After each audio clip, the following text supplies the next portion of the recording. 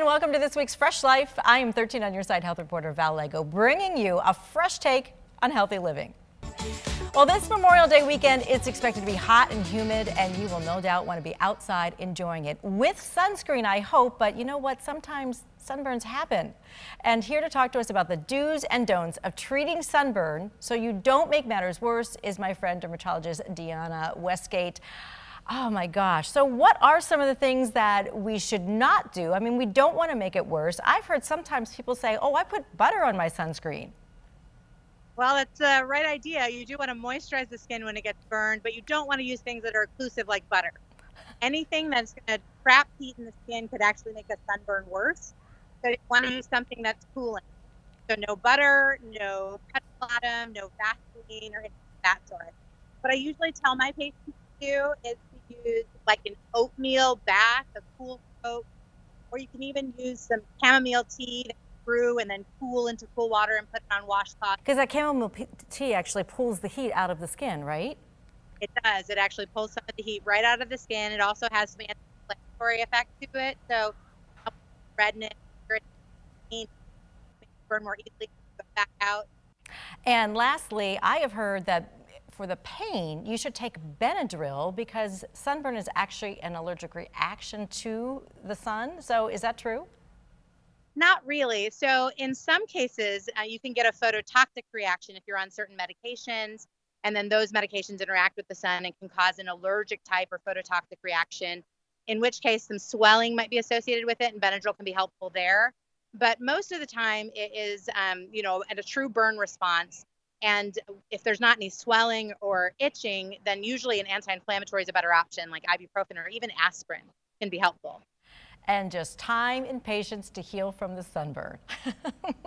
Of course.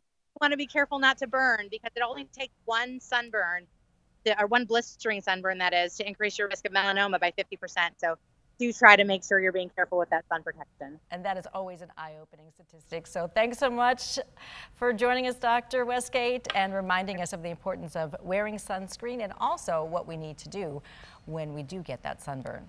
Well, while we're on the topic of home remedies, here's something fun to do for your mental health. A new study has proved that singing in the shower will make you happier. Researchers found singing or playing a musical instrument has positive effects on your sense of mental well-being. So even if you only do it twice a week, sing your heart out because more research says that it's good for your mental health. Of course, they do need to do a little bit more research, but it looks promising and it makes you feel good.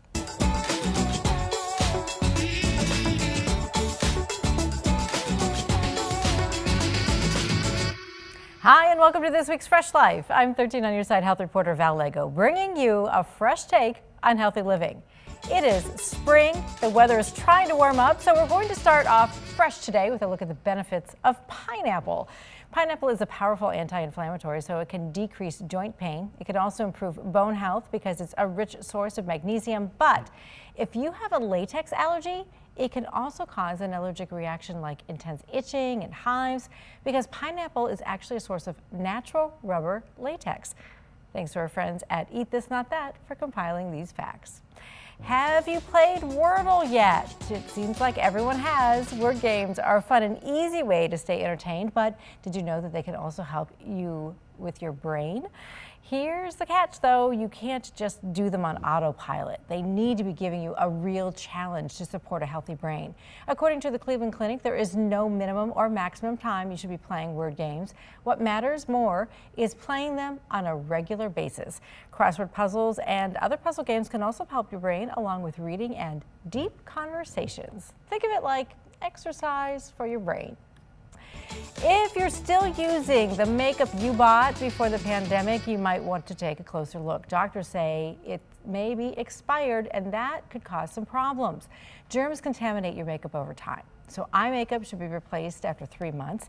Anything that's a pencil can stay around for a year. Lipsticks and lip glosses are good for 1 to 2 years.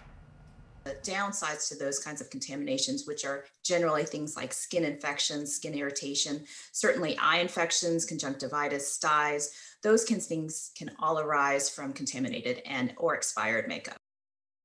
Also, if you notice your makeup is drying out, don't put it underwater, just throw it away. Hey, next week on Fresh Life, it's an ancient drink that's becoming trendy again. Jamu juice is said to prevent heart attacks and diabetes. We'll take a look if there's any truth to the feel-good tonic.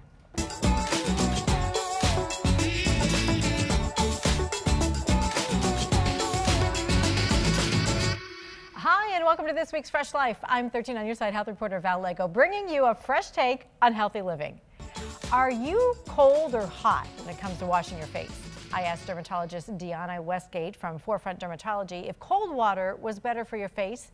Turns out it depends on the time of day. Cold water washing I usually recommend for the morning wash. And the reason for that is because you're going to shrink those pores down. You're going to kind of tighten the skin, make it look more refreshed. The cold water will also decrease some of the circulation and heat and inflammation in the skin, will help with decreasing oiliness. Can also help with decreasing acne outbreaks or other inflammatory conditions. And so in the morning, it's a great way to kind of decrease puffiness and improve the skin, improve the appearance for the day.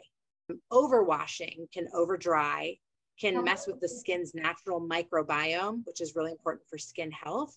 And so it's not necessarily an important thing to do is to wash multiple times a day unless there's a good reason to do so.